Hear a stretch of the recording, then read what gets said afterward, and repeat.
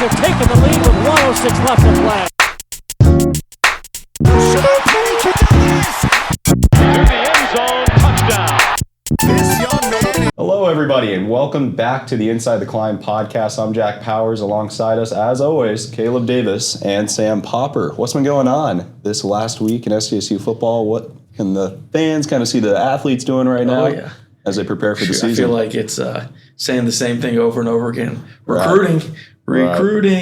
But no, we're rolling, getting through our last official visit weekend. I think we got 12 more prospects coming onto the Mesa this weekend, and then close the deal on a few of them, and then right off into the sunset in July. That's pretty much. Bob, did I cover it pretty well? Yeah, pretty much. The guys have had a couple different workouts that have been really fun as a staff to kind of all be involved in. One in particular was at the stadium and did a stadium run, which was great. We'll do some stuff at the beach over the next couple weeks, which will be really cool. And then obviously from a San Diego State perspective, we hosted our passing tournament this past weekend, which was awesome. 7-on tournament, couple big man camps, 48 teams. It was a operational song and dance. Sounds like a lot, yeah. If you will. Operational masterclass. But it was fun. So shout out Ruben Pena. Yeah, no doubt. I reffed, I think it was 13 games over 2 days. That's it? Yeah, that's it. How much you ref? Gosh, I was supposed to only ref the first 5 the second day, but I ended up reffing almost every single game the second day. So yeah, I checked my phone, and over the 2 days, Jack, that we did the tournament, I on my health app, however accurate that how many steps you got? And went 30 miles in 2 days, literally on the dot. That sounds about right. I noticed on Sunday night at the end that I was at 29.9 miles. So I literally just walked my home that 2 or 3 times to make sure I get to 30 because I want to be able to take the screenshot. Yeah. Which is really fun. Yeah, did any of the kids criticize your reffing at all? Yes. Yeah, oh yeah. You get a lot more talk from the coaches than you do the players. Wow. And you have to, sometimes it turns into you're kind of shouting back and forth a little bit. And, the flag's in my back pocket, and I'll always just, as I talk to him, just hold the flag. I didn't throw any personal fouls. It's a threat, but I just held the flag, and a couple times, you'll make a call, and it's one that could have gone either way.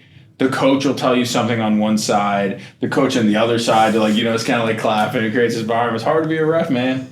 It's hard to be a ref, but it was fun. It's a genuinely a really fun time. You see the game from a different perspective, I'm sure, when you're reffing out there too. Yeah, and in comparing the passing camp or 7-on tournament, whatever it's called, to our mega camp that we had 10 and 11 days earlier, the cool part about the tournament is you get to see these players in a team setting. You're not really actively trying to one-up the guy next to you. It's more about as a team winning the game. And, with that comes some guys make, individual plays, and a couple kids, we look as a staff we got to offer this kid. He was awesome, right? But you can see when the chips are down, when it's big moments, who are the players on the team that the coaches and their peers all kind of look to make big plays. You get to see and evaluate a lot. That team setting that Popper's talking about, you just get to see, okay, who is the actual alpha on the team? Who do they look at, and how do you play, whether you're up big or down big? Is the kid the same work ethic kid 24/7? And you don't necessarily get the same evaluation. Again, you can evaluate some of that stuff at an individual mega camp, but when you get to do it in a team environment, that eval goes even further, in my opinion. 100%. And this is mainly San Diego local talent, correct? Mainly California. Okay. We had fair amount of teams from the Arizona. LA area, a couple teams from Arizona, a couple teams from Northern Really California. travel then. Oh yeah, 48 total teams. So there's, again, it doesn't span past the West Coast, but it's a big event. It's the best passing tournament I've ever been around, and put on a few of them at different places I've been. So it's been cool also to learn about the tradition that the 7-on-7 tournament has had at San Diego State University. Hearing from different coaches on teams that they were a part of the tournament when they were players. Shoot, Coach Sumler played here when he was a player. He was telling me about it. Like, that's really cool. And see the all the other great thing, players who have played throughout the years. for the listeners, these are high school teams. So when we say 7-on-7, it's not, Correct. oh, these 7-on-7 teams are traveling with all these different kids. It's like, no, it's high school teams that are able to get their summer work in. I know they've got a certain number of, same way we have like compliance hours that they get, team organized activities. So it's no different than like those teams take it like it's a Friday night game, which is awesome. You get some competitiveness. You get to see what the kids really are. So I love it. Yeah, so needless to say, for our staff, as we enter the last week of the June grind that we've mentioned so much on this pod, there was a little bit of a fitness recovery as well as a sleeping recovery, if that's the term. Yes. Well, I've noticed, I want to kind of turn the conversation to you guys mentioned the beach workouts coming up.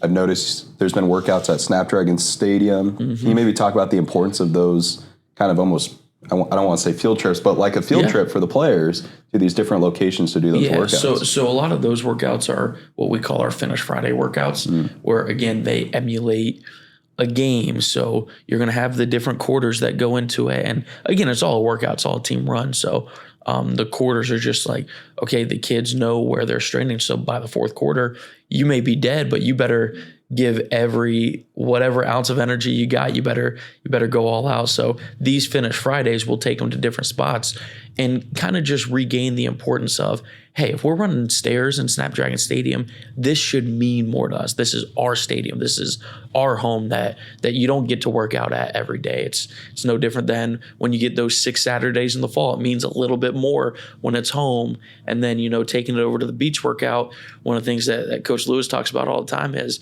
year one, there were a lot of kids that started to hear chose San Diego State because of the beaches or the weather. And wasn't the first thing they said, but maybe the second or third. So he said, shoot, we're going to sit down, and if you want to come to San Diego State for the beaches, we're going to make the beaches the battleground, the prover ground. That's what you got to do to earn your stay, earn your keep. And the beach workouts are our toughest workouts that our kids do.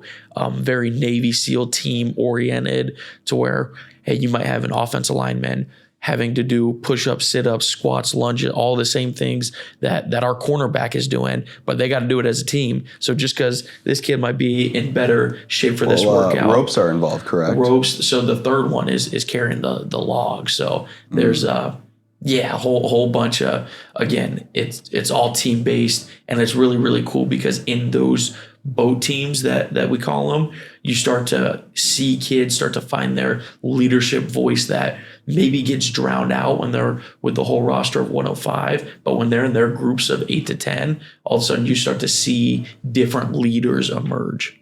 Yeah, the cool thing for me about our sport is that, every day matters, but only 12 actually count, right? And then if you're fortunate enough to play more games, then maybe that goes to 13, 14, 15, right? But what I like about those workouts is they take everything that our summer conditioning is about and our prep for the season is about, and you get put in a different environment where that stuff maybe matters a little bit more. So the players can kind of get a taste of what it's like when you've been working so hard for a long period of time, and now you have a moment where it's either there or it's not. And how do you bring the best out of not only yourself but your teammates? Because we're going to get to play a football game in, September 5th. And both those teams have been working for 9 months for that game. And it's on us, obviously, to show up and be at our best in that moment, regardless of how the last 9 months have gone. I like that about it because it brings that out of us. And it's got to make the guys come together in a different cool. way. Yes, You're going through hard stuff together. Whenever you can break the routine and do something different, you kind of just, perk up a little bit, for the guys. So I definitely see that as well. Well, we talked about what this episode would be about before the podcast. Yeah. We'd love to talk about the evolution of NIL today. Where do we start with that? Are we starting with day one? I think we start with a thank you, because without it, we probably don't have jobs right now. So I appreciate you, NIL guys out there. Absolutely. I guess. I think that it's important maybe to kind of throw it back a little bit to before NIL really started. Agreed. And when I started as a student, like I remember at Michigan when I was an intern, I would go, I lived in a dorm that was basically attached to our student union. which was nice, by the way, because when it was freezing 3/4 of the year, you didn't have to go outside to go get Panda Express. But we would go down there, me and my friends that were on my floor, and there would be football players like they're also like getting food on their student IDs, right? It was a kind of sobering reminder that like these guys that are stars going to class and everything that they do is so different and elevated on campus and things like that are just kids that have to use their meal money to get Panda Express just like I did. You know what I'm saying? Yeah. Like that has changed so much now as student. Like I know our guys now, like, they don't need to just shop at the Union, right? Like that. And when I say our guys, right, I mean just like college football as a whole, like our players, that's been, it's just kind of seeing how far this thing has really come, Absolutely. And that's kind of the polarizing reminder that, again, it wasn't that long ago that, what was it, UConn basketball got dinged because you could have a bagel, but bagel with cream cheese counted as a meal. Yeah. It's like all these different things that, again, you look at like, was that really in the spirit of the rule, of the spirit of the athlete? I remember so vividly when A.J. Green at Georgia got suspended 4 games for selling his own autographed jersey. And I forget whether it was him or someone in his family that came out with some sort of statement like, like this thing's in my basement, this is mine. I remember learning that, student athletes couldn't get a job at Subway, because that technically counted as like additional employment. And it was illegal out of fear that to get a kid to commit to a school, the university or the football program could set them up with a job at Subway. Right. Like, I guess it's important, in kind of starting this discussion to paint a picture that once, 2019 happened and COVID 20 put a little bit of a pause on it, but there was such mounting pressure for the NCAA to do something to like prevent that atmosphere from continuing as college football became so much bigger, because little kinks in the rule just became like so much more egregious looking as like time went by, that I think that's what eventually broke the dam of creating NIL. And I remember feeling it when I was working at Oregon, like obviously not me personally, it's not my fault, right? But like this mounting pressure on our sport and on the NCAA to just do something. Right. And I think that's what eventually kind of turned into, NIL being legal. And I think that's part of the reason why, because we'll get into this, I'm sure, in a ton of different ways, but it started with kind of basically no rules. It's just, bam, now it's legal. And I think it's important for listeners to be reminded that like so much of that was because there was so much pressure on the NCAA to just do something. So it's kind of just like, all right, here's something. Here it is. Yep. And that's maybe why it was so unstructured as it was. Yeah, and as we get through the evolution of it, it was something that was unleashed without many guardrails, without many, rhyme or reasons. Right. And it was kind of up to the universities and the colleges to figure it out themselves. And I think that's why probably a lot of people weren't in huge support of it right 100%. away. Right. From a college football fan's perspective, probably. Yeah, and again, I think there's a level of understanding that we live in the most competitive market in the world. We got 138 different FBS programs that are all striving towards one national championship every single year, that you're going to find some programs across the country that will do anything that it takes to win. And that's why, again, it's slowly but surely the system has rewarded the people that have done it the right ways, that have done it within a philosophy, within reason. And yeah, it's been really unique to track year after year after year. Before we get back to the show, we want to tell you all about the best way to stay connected with everything happening around San Diego State athletics and Aztec football. That's right. If you're enjoying the We Believe Players podcast, there's even more content waiting for you through the We Believe Network Substack. A subscription gives you access to every episode of the We Believe Players podcast, plus exclusive featured stories on current SDSU athletes and future Aztecs. You'll also get recruiting coverage all year long. We're talking high school player tracking, player performances, recruiting rankings, official visit updates, commitment news, and much more. If you want a deeper look into the players, the program, and the future of Aztec football, this is where you need to be. And the best part, it's just $6.99 per month, which is less than the cost of a drink on game day. Getting signed up is easy. Just click the link in the description of this episode or the link in our social media bios. Once you're there, hit the subscribe button and you'll instantly have access to all the content. Exclusive podcasts, player stories, recruiting intel, behind-the-scenes coverage, and year-round updates from around the Mesa. It's the easiest way to support the We Believe network while staying connected to the athletes, coaches, and recruits shaping the future of SDSU athletics. Again, for just $6.99 a month, you'll never miss a story. Subscribe today through the link in the description or our bios. We'll see you on the We Believe network, and right back to the show. Again, there's so much that goes into it. I mean, for a while, obviously, like college athletes and specifically in our world of football, weren't allowed the same types of things that normal students were. Again, if you were I don't know, again, this is not my area of expertise here, right? But if you were some math genius at a university, I'm sure there was one, you could go out and campaign and get a grant from a certain consulting company to do a certain amount of research. Right, if you're a college football player, you couldn't do that to get a jugs machine to train to be a better athlete. Right, it's the same thing and the same concept. And I think that, I've always found it interesting, we think of college athletes not as much as pros because they're in school and the whole term student athlete, but I mean, shoot, in Brazil and these other countries, there are 16-year-olds on your favorite soccer team and they're treated as pros all the same. Yeah. For a sport that makes a lot of money. I mean, the term student athlete was really created in, I think it was the 1940s, as basically a PR move by the NCAA to prevent them from having to pay workers' comp to injured players of, I don't know if it was football, but of different sports. Interesting. That was how the term student athlete was created. That's why I always, and I respect everybody for doing what they want to do, that's why I always refer to them as the players and not the student athletes. Because that term was kind of created as a way of preventing athletes from eventually being paid. I say all that to say that I think part of the reason why the public was so anti-NIL at first was because that's how college sports was always kind of built up. Right. As this way where there are no holdouts, there are no transfers, everybody stays for their team, and it's just like your local sports team, right, with no ifs, ands, or buts, and that was kind of different than the professional world. But the sport just became too big for that.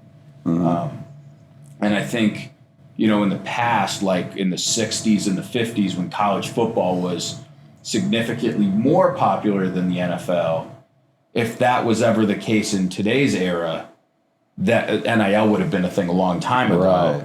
But I just think back then there were obviously a lot more human rights battles to fight, right? That were more than just the college athletes. So I think that we are changing a reputation that was built over a ton of different years. And so when people are kind of oh, well, people are so anti this, in my mind, it's yeah, well, of course, that was built up for a long time. Well, I'll be honest, when I first, growing up, heard about this change, I wasn't a fan of it because I was just why would they get paid? But then you start working here, and I got involved here with SDSU athletics, and you started seeing the amount of hours the athletes put in, where I, as a student here, could go get a job to make money. They would put in the same amount of hours, maybe more, than I would on a normal shift at whatever job I was working, and still have to go find a way to make money in whatever avenue that was at the time. Absolutely. And that really put it in perspective for me. And that's the piece of it that, again, there's a very, very minuscule number of athletes right now that are actually making significant money, life-changing money. Very, very small. But again, that's what, anytime you watch the news, you look at the media, they highlight the pinnacle, the top. The $1 million contract. You hear all of these yeah. things, but you don't realize, again, so much of what we've done since we've been here is just spinning the narrative. Because the number one thing I get asked in, again, you call them negotiations or any of that, is, can you help my parents get to games? That is the number one thing year after year that I'm asked. How can can you just help my family come to the away games, come to the home games? And that's the thing that, again, I think everyone just assumes, oh, these kids are buying brand new cars and they're doing this and they're doing that. They're getting chains. And like very, very few of them even make enough money to actually do that if they wanted to. Right. And yeah, I know, Pop, you put the great example of like, we get to teach these kids how to be professionals a lot earlier in life. You want to hit on that? 1,000%. Yeah, 100%. I kind of want to, like, as we get into that, though, I kind of want to touch on, like, when NIL actually became legal. Yeah. Like, when it was in 2021. So I think it's kind of important to touch on that. Yep. You know, we talked about kind of how players lived before and then talked about kind of the pressure that was brought into it. And this actually, I'll be able to tie it into this point as well. Yeah. But, boom, all of a sudden in, like, June of 21, NIL is legal. Right? There was no sort of, like, structure, how, rhyme, or reason. And we're in this month where we were basically recruiting that 2021, 2022 class. I guess it would have been 22 because those were the June 21, going to be seniors. Yeah. Those guys had not ever really been to campus because you were dead in March of 2020 for COVID. And then all of a sudden, June 2nd or 3rd, it was all of a sudden live. So that month was absolute craziness from everybody being on campus that schools never really got to actually like implement NIL into what they were doing because you were doing a million visits, which should be a whole nother pod episode because a million people have stories about it. But when that happened, I remember players would come on campus and they would say, what are you going to do to help build my brand? Right? That was a big thing. And players would tweet all the time, hey, my name is so-and-so, is kind of honestly a joke looking back at it. But players would tweet all the time, my name is so-and-so, companies, if you want me in any ads, like hit me up. You remember those tweets? Oh, like they would all retweet it and put their own name in. And it was like in the notes section of an iPhone. I'm sure if you like look back, you could see these people, you know, tweeting that. Yeah. And I remember being like, that's ridiculous. And we did it with no education, no sort of like guidelines as to like what NIL looked like, you know. That's where everyone, the whole recruiting pitch was just, can you get me verified? Right. Like Can you get me verified? Yeah. Kids be like, can you get me verified on Instagram? Because it's going to help I'd you be like, get heck brand no. Yeah, you know, it's funny actually, like, Wow. so we had somebody in our like social media, like not even the football social media, it was like someone in like University of Oregon's like social media, I don't know, team or whatever. Management. That knew somebody on Instagram. And so we got like 8 players verified. Oh, yeah. And that was like a huge deal. So we have a whole system up at Notre Dame where, again, like you got the whole rules. You got to have 3 national articles written about you, and you submit them. And like we had the guidelines dialed down to where if a kid wanted to be verified, they just come upstairs and we like walk them through it. It's like boom, there you go. And sometimes it will work. Sometimes you'd have to resubmit it a couple times. It just shows how little everybody knew about what this was. Exactly. And I remember trying to explain. I did it, I'm sure, very poorly. So I've gotten better at it since, just like everybody. But I remember trying to explain to families, like, hey, when you're a free agent in the NFL and you decide you want to go play for and I don't want to disrespect anybody here and say, let's say the NBA. Let's say the NBA. Okay. And you decide you want to go play for the Knicks instead of the Utah Jazz. Okay, I apologize. Where you Utah with listeners. Utah? I'm sorry. I apologize. It was Oklahoma City Thunder, so I talked about their foul baiting in the first episode. There you go. I'll drag on it again. Nobody goes to the Knicks and says, what are you going to do for my brand? Dude, you are in New York City. Right. The opportunities are there. You go get yourself in your own brand. I think the big mistake that we made as a collective group in implementing NIL was, I love RevShare, but RevShare came on 3 or 4 years later. Yep. Yeah. What we should have done off the rip, in addition to RevShare and how we have it with the house settlement, is some sort of clause with, you know, and which now kind of worked its way into naturally, but kids, you now have to, any NIL, name, image, and likeness has to come from you. The school can't call a certain company and set you up with a deal because that's not how the real world works. And now people like, Jack Powers are sitting there like, well, why is a coach's job to call the local CVS to get a kid on an ad? That's not how it works in the real world. Whereas if it was different and there was some sort of rev share to it, and the player did that on their own with a management team, a marketing team, what a great way to teach somebody about what the real world is, while also giving them the chance to profit on what they do, because everybody deserves a chance to do that. If there were 19 companies that wanted to sponsor this pod tomorrow because it's good, we'd be great. Unfortunately, there's not, right? But like, if we ever get that point, we get to that point. Get to work. But that's kind of where we all messed up in creating this. And so you had a bunch of players and prospects that didn't really actually know what NIL was. And it took us a lot of years to basically roll that part of it back and then roll a new part out till that it made sense. And there wasn't enough genuine education on what NIL is. It's not, hey, like real NIL, exactly like Sam hit on, isn't just, oh, you just get paid because you're a college football player. It's no, I built my brand. I've got the followers. I've got the marketability. And I go do all these things. And that was, again, the initial disservice to these kids was that the training programs and development on brand building wasn't at a level that it should have been. Right. And I feel like, looking back, this is just my opinion. I have no clue whether this is actually true or not, right? But I feel like if NIL hadn't actually been implemented when it was, and we didn't allow the NCAA to almost just kind of say, all right, it's legal just to get them out of the mess, we would have probably been so much better off, because the pressure was mounting. They would have had to do something, and there could have been a more structured format that somebody forced upon the NCAA, the same way that they changed the postseason and the house settlement and rev share and all this other stuff.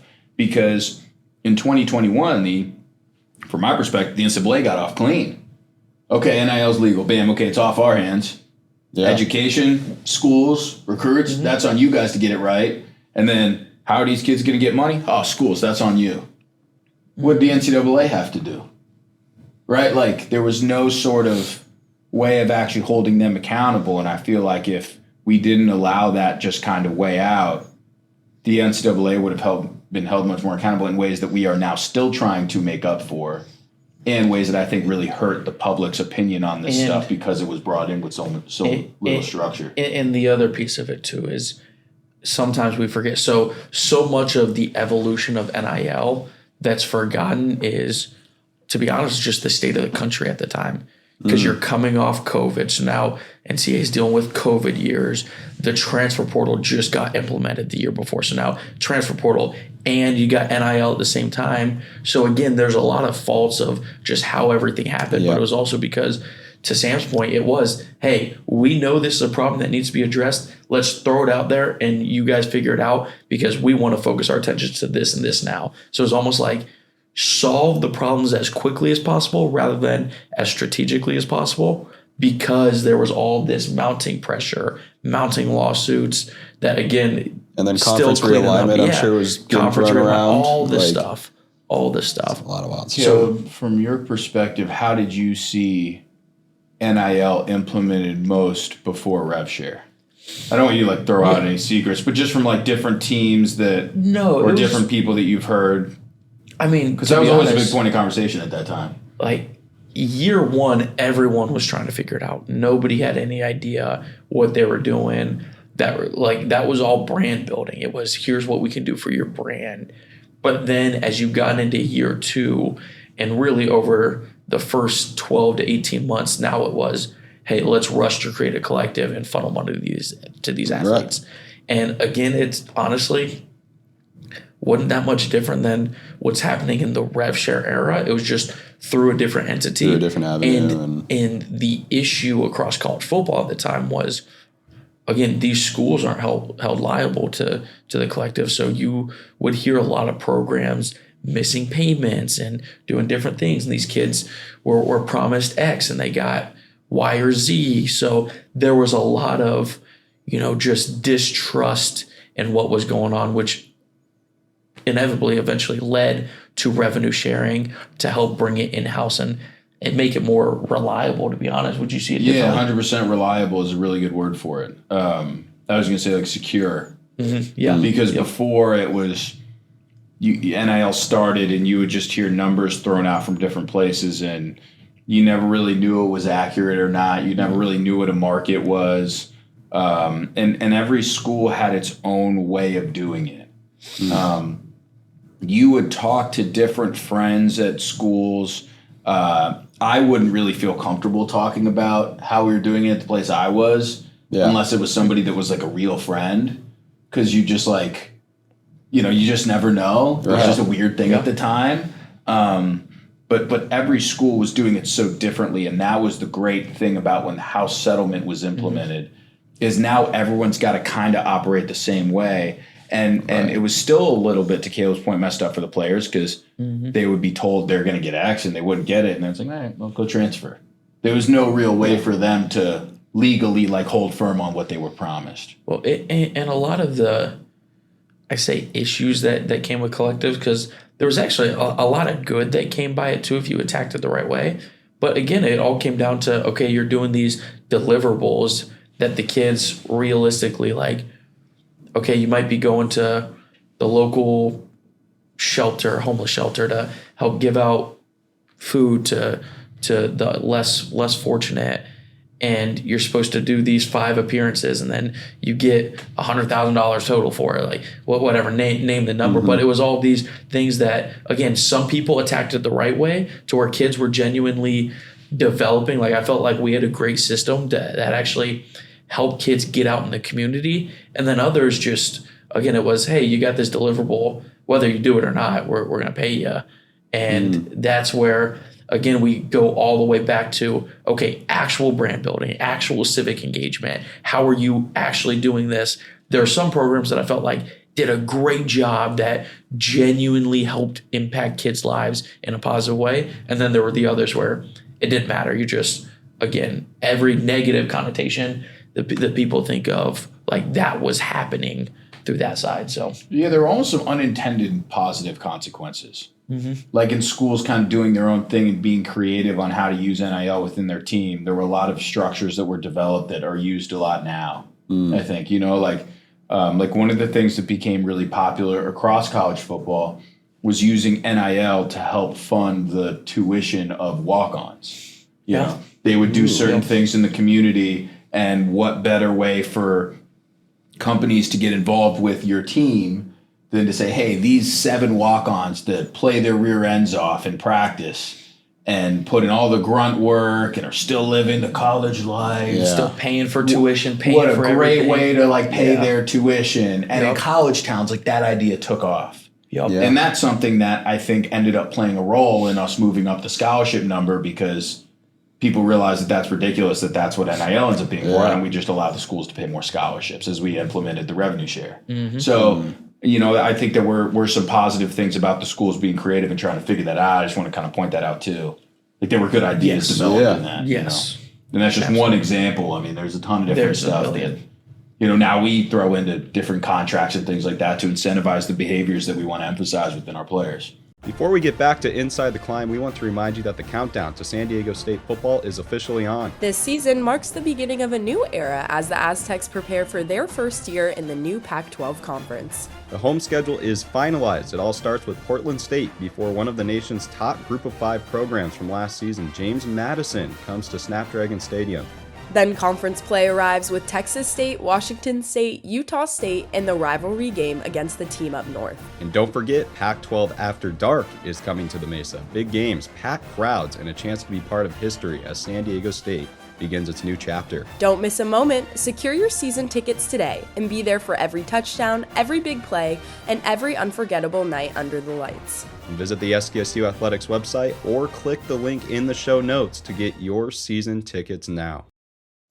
Now, I have a question here about the collectives. What is the need still for a collective? Because I think I've heard that question a lot too. Great question. With revenue sharing now being involved in this NIL process. I think the need for collectives at the heart of it is kind of back towards brand building, revenue generation, and just different things to help brand these student athletes. So like the We Believe pod that we do with the guys, like have the fan base truly get to know these kids, whether it's walking the field with you or Kylie, or whether it's hopping on a podcast for 20 minutes or one of the articles that you guys do. Like these things are so valuable towards getting the community back involved. Again, understanding who the players are, because rosters change a whole lot more now than they did 10 years ago. But at the core, there's still the kids that want to be around and embraced by the community that love being here. So that's my biggest thing. I think it's the marketability, brand building, and again, almost trying to help these kids circle back to what we talked about, which was the original intent of name, image, and likeness. Yeah. I agree with everything Caleb said, but I just want to also throw in a point, because obviously we're being real here. Like, once I'm trying to think of a good analogy here. There's some things you can't unsee. Once you open the door, you can't close the door again. Like, that is already open. And I think that when collectives were first implemented, a lot of the stuff that they could do outside of the authority of the NCAA, authority of the institution, like they could kind of operate a little bit more freely and more connected with the athletic programs. I just think that once you put that in, you can't just take it out. Like that is a lifelong deal now. Those are never going to go away. And sorry, I was going to say, now tell me if I'm wrong. Like, I would also say, as much as the players, you can use this as a way to put their brand out there, would you say the fans have become more involved because of NIL as well? 1,000%. There's not a doubt in my mind. Yeah, 1,000%. That was another very good positive intention of NIL. Because now if you're a fan, whether you are Jeff Bezos' companion out there at the mansion, or if you're just somebody that has a little extra for a vacation, you can not just like donate money, but you could physically be involved in your team way more than before. Right. And the teams are opening the door for involvement and for seeing what goes on behind the scenes like it was never prior to NIL. That's a huge part of it, 100%. Well, you go on to your point. I'm trying to remember sorry what I was if I took say. you off. No, you're good. This is what I was going to say. Another important point to remember is, again, as this gets brought in, we talked about kind of the lack of structure and kind of the helter-skelter, and then, teams trying to kind of figure out how they want to operate in a space. Everybody's gotten better at it. I'll say one story. When I was at Michigan, this would have been just prior to the 24 season. I want to say it was during training camp, so it would have been August 24. I got a call from somebody that was basically had recommended me to an NFL agent who was a pretty prominent one, and I'll keep his name quiet for the purpose of this pod, but he wanted to just pick my brain about NIL and how it's working. So he called me and just asked me a bunch of questions about how players were operating, what was driving their decisions, what went on in the space, because people didn't really know it. And he was asking from the context of, is this worth my time? Some of my peers are doing it, and I just need to figure out, because this guy he's a big NFL agent. Is this actually worth my time to start representing high school players? And the call was honestly, it was cool for me to talk with him, but it was more for him than for me. But the one thing that I really learned from that helped shape my perspective and how I communicate with players is we were talking about free agency, because we were comparing NFL free agency to how high school players at the time were making their decisions and how transfers were making their decisions. I talked about how money was playing a role that I thought was too big.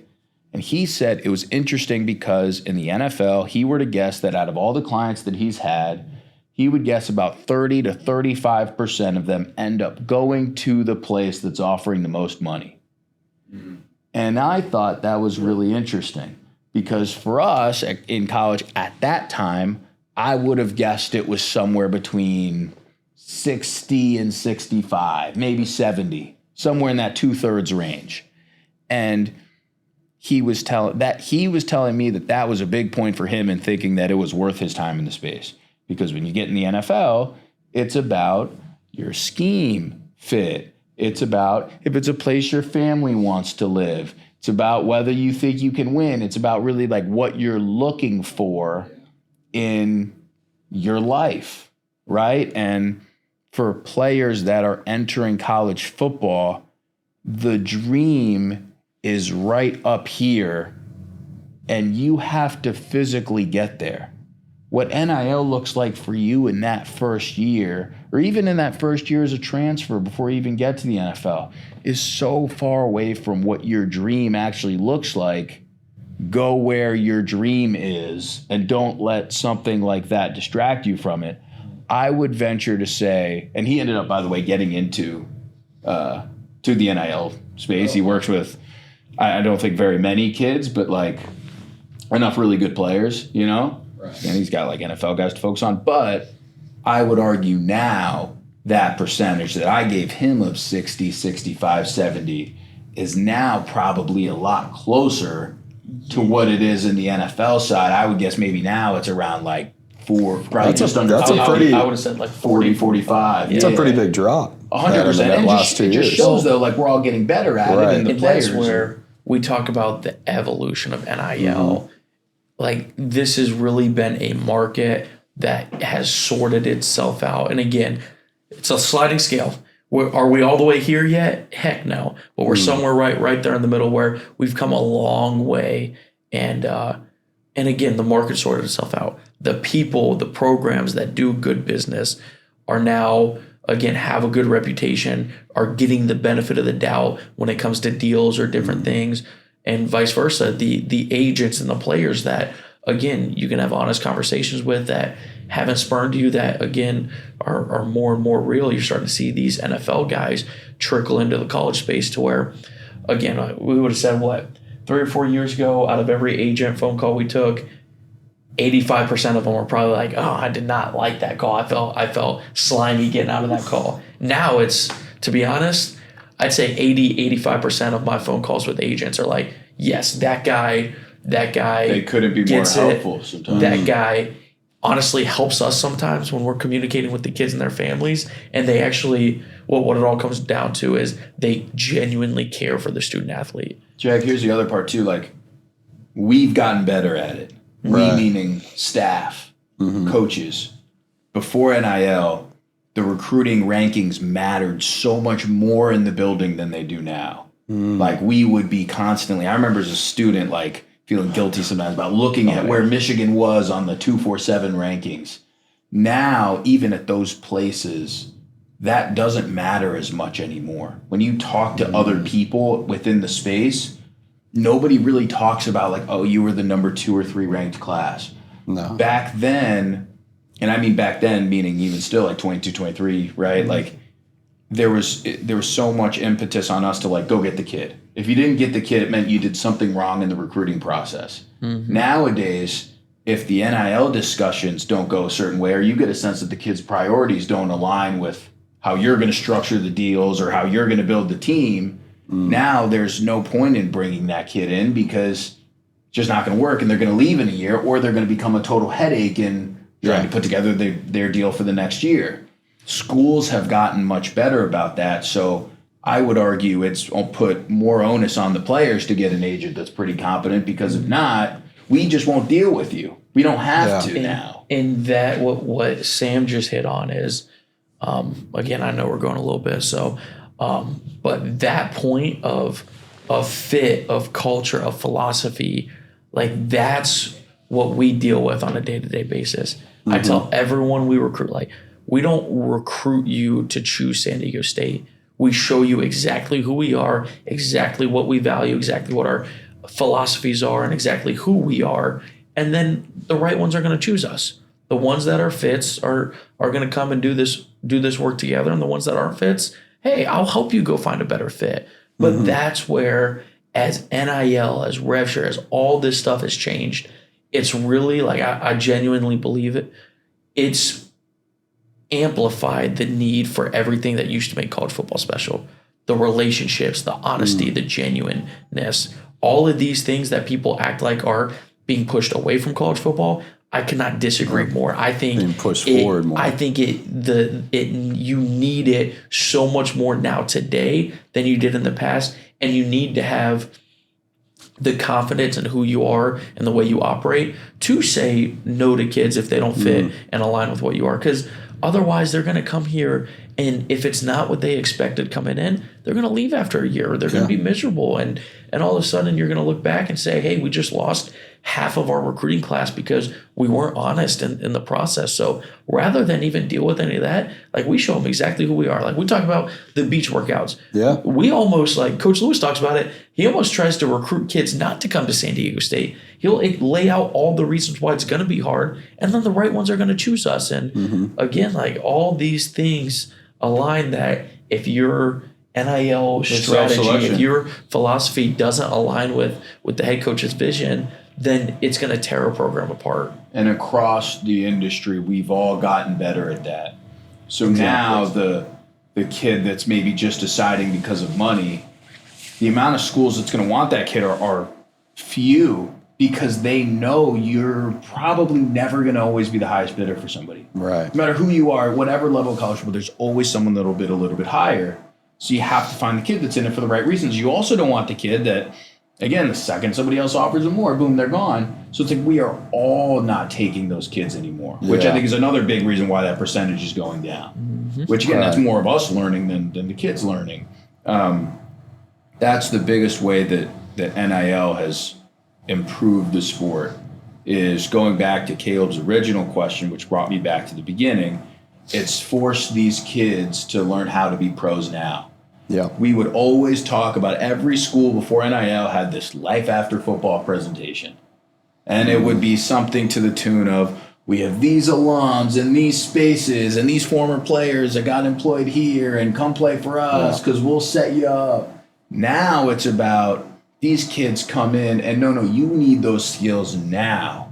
You need to know what's important for you. You need to not say yes to more money if it's not better for your future as a 18-year-old kid. Oh, that's a lot on an 18-year-old kid. Yeah, it is, but like, this is a lot. Being good at football at a national level is hard. It's a big deal. Being a D1 prospect, it's hard. not easy. It's hard. It's the same thing for us in jobs, right? Like, every time I've had people work for me that I've hired, and different jobs come up and they ask me what I think, my recommendation to them is always, where do they want to go? And is that the best path for them? And if you get less money in that, then do it. Because, again, like, when you start in this, you don't, secrets out, when you start in this, you don't make much money at all. Yeah. Right? Like, there's very few jobs in football that pay a ton of money, and a ton of other jobs that don't pay very much money at all. Do what you think, even if money's the goal. Do what you think is going to get you in that crop that's going to pay you a ton, if that's making you less now. Because if you're just going to go for whatever's the most now, then leave football. Because you'll make way more now, if you leave football and work somewhere else. It's the same thing for these players. Go what's going to get you to the NFL, what's going to make you the happiest, where you are going to thrive the most on campus, because usually those guys are what turn into the best players. And go get that contract to where you don't even remember what your first NIL deal was. Kids put so much stock sometimes in certain elements of the recruiting process that even in like 18 months, like, don't matter. Yeah. I mean, I find it unbelievable how so often in the recruiting process, a player will decommit from a school if the position coach leaves during their senior year because, like, oh, I don't know who's going to coach me. If that happened in a year, the odds of you transferring probably dropped like 80%,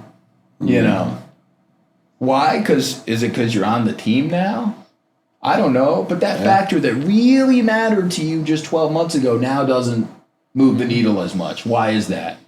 Pick the things now that are going to be the same things that matter just as much when you are actually on the team. That's a hard thing to do, because you got to know what you're going to want in the future. You got to know what matters to you in your future. And like, that's the hard part, but they have to do that right now. And that's why it's almost getting back into recruiting, but like, tell the kids all the time, make your decision based off the constants, which is the academics, the place, and the head coach and his vision.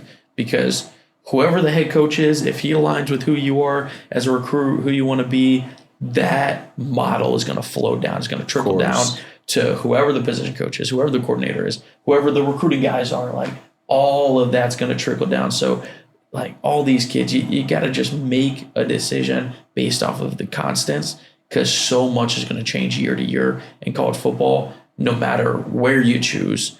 So make a decision based off the constants. And I do think that to that point, there's been a, I don't have any data to prove this. I'm just rolling off my opinion here, which is a nice theme in this pod. But there's always like a contingent of players in the draft throughout like my childhood that, you know, were capable of being top 5 picks, but they had some sort of like, you know, character concern, and they were one of the best players in college football, but it would be a late first-round pick because of that, or a second-round pick, or whatever. Nowadays, because of this, it's promoting the best players on the team being the best people far more than it has before NIL. Yeah. Because you have to mature in that way to like get to that point where you're being great. And that's where you're developing the pros now. Right. And so you look at the top of these now. drafts now, and all these kids that are like top 5, 10 picks, they're all unbelievable kids. Right. Every single year. Because you have to be. The same way that in the NFL, it's like the best players are all like these like unbelievable people. I mean, I think of Mendoza. Right. So, 100%. his character. The point I go to is Chris Johnson. Yeah, Right. Chris Johnson here. For Chris Johnson to leave here and be a first-round pick, it was so funny because everyone, again, whether it's recruits or families or people, like the young kids in the program, they come and ask, like, what did Chris Johnson do? Like, what did you train him with to have such a great pre-draft process? And we're all looking around like, he was just the same kid that he's been for 4 years. Yeah. Like, he worked for it every single year. And again, as he's meeting with these NFL guys, like, he's got a completely green record because, again, he was the most competitive kid. He worked, he cared, he was a great teammate, he was a great advocate in the community. Like, all these different things came to light because, again, the pre-draft process isn't anything special. It's a culmination of who you've been over your college career and over your whole life. So as he goes through this, literally the only checkbox he had to check was his 40 time. If he was fast enough, he was going to be a first-round pick. Yeah. And he goes and pops a 4.4, and knowing Chris was pissed off because it wasn't a 4.3. But again, like, everything through the interviews, even after the combine, he's still working out down on campus every single week. Hey, he was at the team run 2 days ago. He's in town now. By the way, I was at the team run in his like San Diego State, like the same workout shirt that the players wear on a team when, you know, he could be wearing all the Miami Dolphins stuff. or I was going to say all these brands that I never even heard of that the kids wear now that, you know, look like they're from Mars, but all the kids wear it and they cost $1 bajillion. Yeah. But he's just wearing his old SDSU workout shirt. Right. It's just who the kid is. So that speaks to it a ton. The last thing that I'll just say for, you know, as we've kind of like talked about all this, but just to kind of like put it all in conclusion, is as we talk about the evolution of NIL, I think it's really just important to remember that the negative perception that came about this major change in a professional, because that's what it is, a professional sport, is a very understandable product of a ton of history and a major shift without a lot of structure and everybody not being really good at it to start. In a really short time, we've all gotten a lot better at this.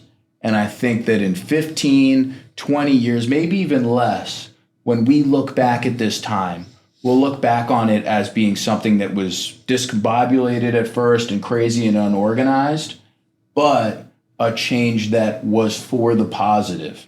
100%. And if you're somebody that feels like it's negative, it definitely came with downsides, just like a ton of changes. Mm-hmm. But in that time, I am beyond confident from my own experience that it will be looked at as a positive and be someone that just has the awareness to know that there's a lot of history as to why it's negative, but be on the side that is correct looking back on this in history, because that's exactly like where it's going. And my number one data point that I'll point to that, again, gets lost in the shuffle because it ain't this sexy headline, just for our program alone, for the first time in school history, we've had above a 3.0 team GPA in 3 of the last 5 semesters since Coach Lewis has been the head coach here.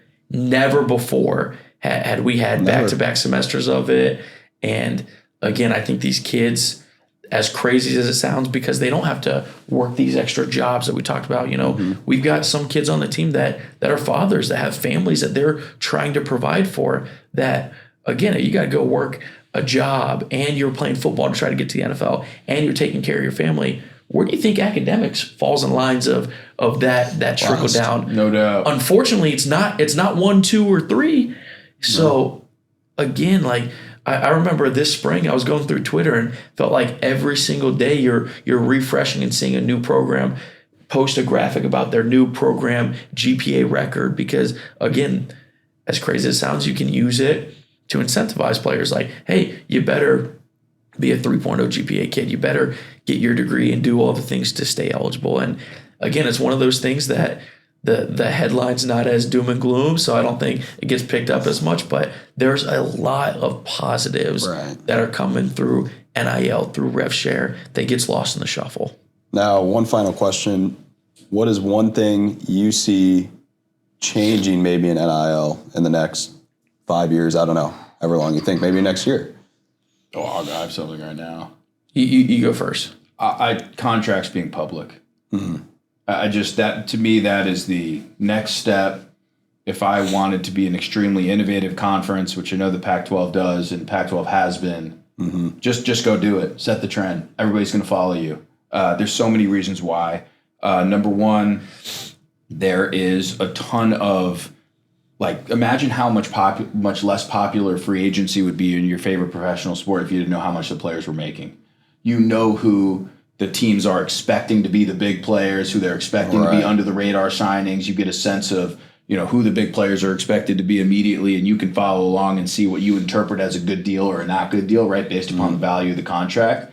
I think it brings a lot of following for the players. I think it brings a lot of following for the teams. And the other side of it is it brings a ton of transparency into, like, your world of how you got to operate. In terms I think it of makes it a little stuff. more realistic to those who think it's just the $1 million deals. Right. And the fans know.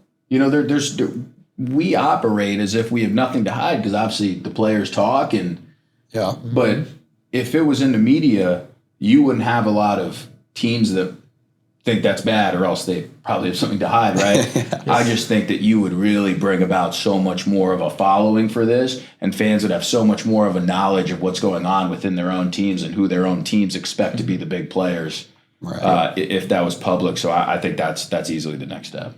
My hot take, and it kind of, again, part of Sam's point kind of fits into, I think at some point, I don't know when, there's so many questions to be figured out, there will be collective bargaining within student athletes and universities.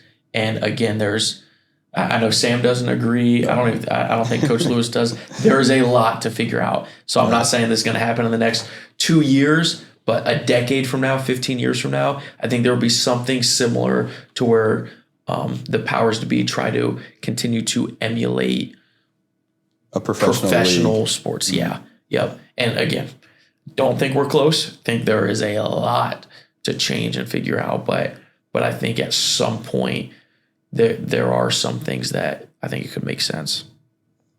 All right. This was awesome. Well, that was awesome going through the evolution of NIL here today. Absolutely. What's the plans the rest of the week for you two?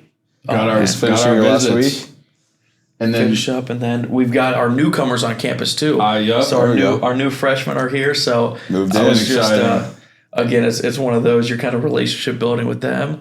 Might, may or may not have hopped on the game against one of our guys yesterday, and may or may not have beat them 30 plus to like 8. So we're all learning lessons, including our young guys. So no, we're just relationship building with the new guys, man. Always. Awesome. And then Monday the dead period starts. Yeah. So we get out of the grind. Maybe Caleb and I have less bags under our eyes. So right where this couch is, all day, Monday, Tuesday, Wednesday, I might just be napping here. Hey, whatever you gotta Seriously, do. like Get the hours in. You have to have one day at the end of it where you are just a sleep monster. Yep. Literally, all you do is sleep. Yeah. So I'm excited for that transparency. Well, thank you all for tuning in to this episode of Inside the Climb. We'll see you next week. Make sure to subscribe to the podcast Subscribe. on Spotify, Apple Pods, YouTube. We're everywhere. Thanks again, Spotify. Caleb. Thank you again, Sam. Appreciate Have a you, great rest of Jack. your week. Peace. Thank you.